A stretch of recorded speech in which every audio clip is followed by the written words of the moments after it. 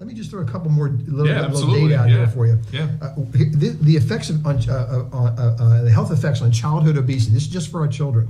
Obese youth are more likely to have risk factors such as high cholesterol, high blood pressure. For example, in a population-based sample of children 5 to 17 years old, 70% of the obese youth in that group had at least one risk factor for cardiovascular disease. Wow. Remember, this group was as young as 5, as old as 17, had at least one risk factor. Obese adolescents had more likely to have, of course, prediabetes. Yeah.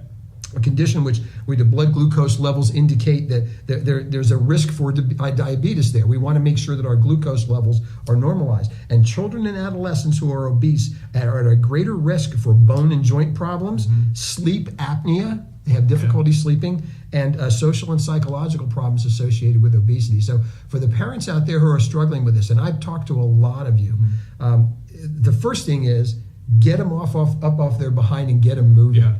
There's no problem with limiting TV time and get out and move. Yeah. I know I did that with my kid. He was, and that was before the computer age. Right. And one of the things too that I mentioned about trying to grab the right food at home. One of the things I did as a single dad is on the weekends when I finally had some free time, my son and I would make our meals for the week. He was a busy high school kid. I was a busy administrator. Yeah. And I'm out there doing all this stuff. So we would make the meals and we would put them in plastic cases and we would label them Tuesday.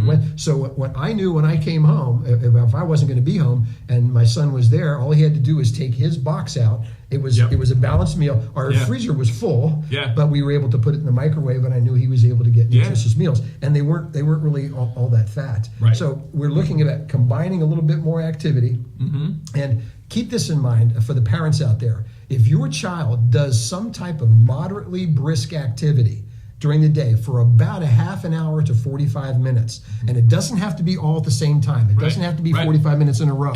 If we can get them up and active for about 45 minutes, now moderately brisk would be something like a nice brisk walk or that speed, some activity like that.